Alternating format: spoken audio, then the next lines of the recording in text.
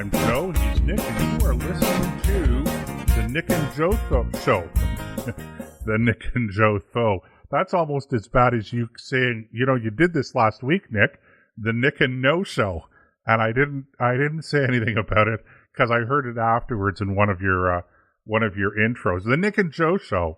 I'm Joe and he's Nick, and I'm sitting in the Think Radio Broadcast Center in Ottawa, Canada's national capital. And Nick is on the farm getting ready for Christmas 2020. Nick, where has the year gone? Amen to that. Where has the year gone, man? Joseph, that is a good question. And this time next week on the 30th, we'll be doing our annual end-of-year show and recapping a lot of the stories. This year has been blazing by. I don't know if you remember the old song about the... there was an old song about... come on. Wolf Creek Pass, where it's going downhill. And by C.W. McCall talking about it, how fast he's going down the mountain because there's... the truck's run away on him. It's just hilarious. But that's the feeling I get, is the longer this year is gone, the faster it's going by. And here we are, episode 138, and we've got one more episode to do before the year's over. And it's just been a whirlwind. I mean, there's been no lack of content, that's for sure, things to talk about. And we've got a whole slate tonight as well. So, but if you look back, and I know I'm probably preempting ourselves, you think a little bit about some of the stories that have come and gone, and some of them are still kind of out there, and hopefully will resurface during the next election. Everything from the most recent China Gate story to SNC-Lavalin and Vice Admiral Mark Norman way back in February. You remember those stories? I do. Particularly Canadian stories. Not yes, so absolutely. Much international, but yeah. And, we touched on all of them, but, and I don't know, we have to decide what we're going to do next week, but, we'll probably take at least one of our segments, if not two, and talk about, the big news stories of the year. But obviously the big news story of this year has been this whole pandemic stuff and the U.S. election, which, continues to give us new news every day almost. You say the same thing. But anyway, it's still in some quarters being contested. It is, and I don't know. It's probably time to move for Donald Trump to move on. But it's there. It is.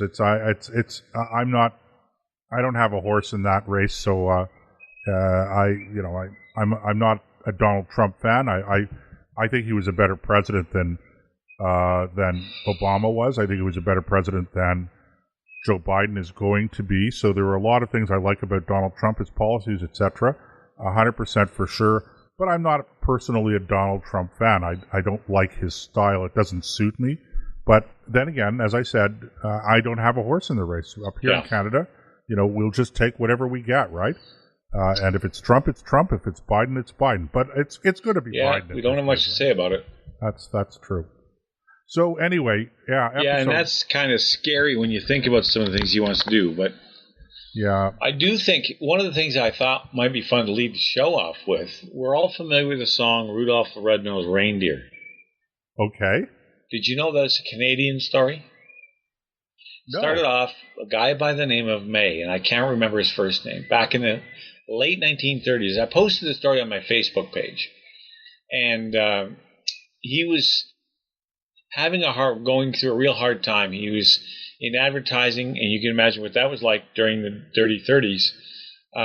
His wife had just died of cancer.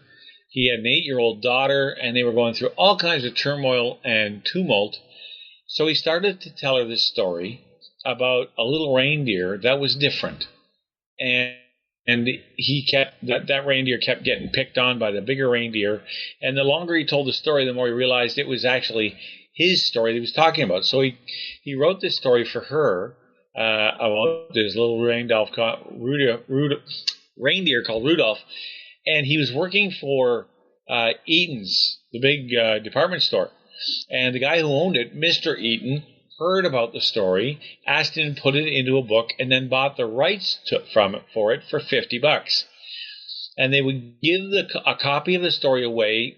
Santa Claus would give it to every child that came up, and they gave away 6 million books. So some Hollywood studio found out about it, wanted to buy the rights to make the movie.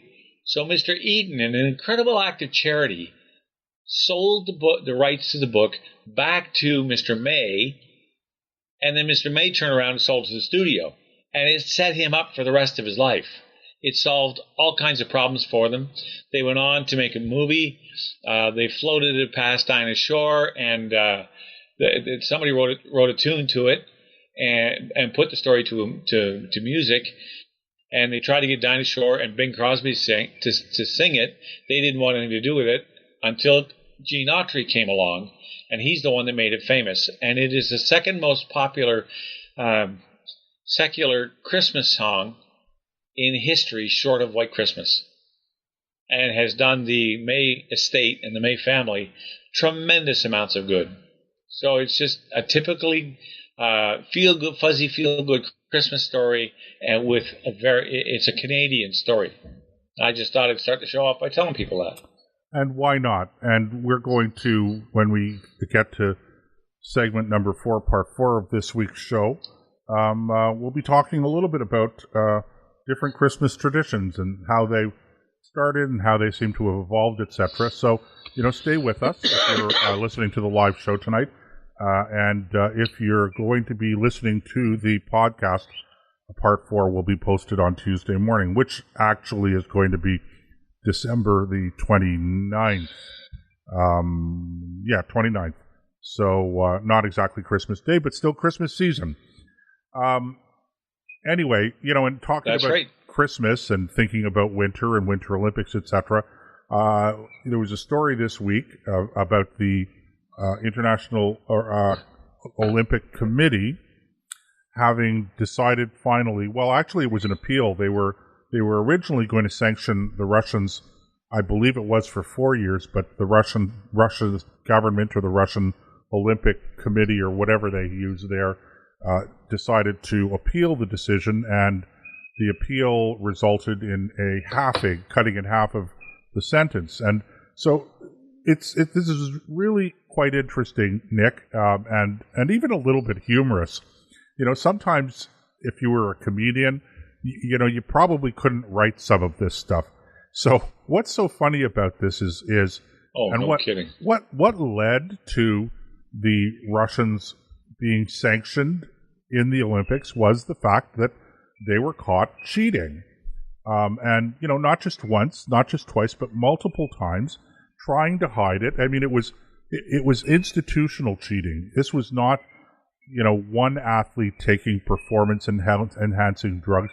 This was like going back to the old days. Do you remember the old days in the Olympics, Nick, where you see these women weightlifters from East Germany, which was under the Warsaw Pact, the communist bloc, before the reunification of Germany. So it was a Soviet satellite country. Right. And these guys would come in, or from Hungary or from Romania, the women weightlifters that looked like Charles Atlas. No steroids. Oh yeah, there. They were just. So it was. No. So there's a culture of cheating, really, and this was institutional cheating, big time, on the level that it used to go on pretty much all the time before we had, the kind of drug tests that we have now to detect this stuff, and everybody knew it back then. But so the International Olympic Committee, or whatever the subset of the International Olympic Committee that does the rules, enforces the rules, decides to fine, quote unquote, the Russians for this state-sponsored institutional cheating. So what do? They pass a decision that says the Russians can still send their team. All Russian athletes are all still welcome, not a problem. But, we're not happy with Russia, so in the event that they win anything, a medal, we're not going to allow their flag to be raised with the flags of the other countries, of the other two winners, and we're not going to play their national anthem if they happen to be in first place and win a gold medal. So that's the punishment. And that was just, intolerable to the Russians. So they appealed the decision, and the committee that heard the appeal this week decided, or last week decided, okay, fine, that's too harsh for you guys. So instead of doing this for 2 years, we're going to do it, 4 years, we're going to do it for 2 years. Now, given the fact that the Olympics are held every 4 years, I'm not really sure what effect that's going to have. I don't know how they juggle it with the 2 years and the 4 years in between Olympics. But am I the only person that's asking, okay, is this really a penalty? It's symbolic more than anything, because let's face it. First of all, I think the IOC should be overhauled, gutted, and cleaned out like a trout, because obviously political correctness matters more to them than actual running of fair competitions, or having any kind of moral high ground about who can participate in the Olympics and who can't. I mean, it's a joke. It's funny because the athletes can still wear their colors. They can still have their president, Putin, show up and cheer them on. But they just can't have the dun, dun, dun, dun, dun, dun, dun, dun, their national anthem played when they, win a gold medal, and the flag doesn't go up. Well, if you're a Russian athlete and you just won a gold, and there's going to be bonuses back home for you for winning, what do you care? That's such a small part of the overall thing. These guys, I can't see them caring. But the other side of the coin, and I think it's a little more why I think that the IOC needs to be cleaned out like a dirty toilet, is the fact that on one hand they punish Russia for cheating, and on the surface that's fine. Of course you want to punish the cheaters, but if you're not going to pose real and significant punishment, then why are you punishing them at all? And yet at the same time, with all that said, nobody ever raises an eyebrow at China. Now, I'm not accusing the Chinese athletes of doping or anything like that, but what's China doing at the Olympics in the first place? Why did they get the Beijing Olympics? The Chinese government, the CCP, is one of the most corrupt and evil governments on the planet. And they get to host a world-leading event like the Olympics.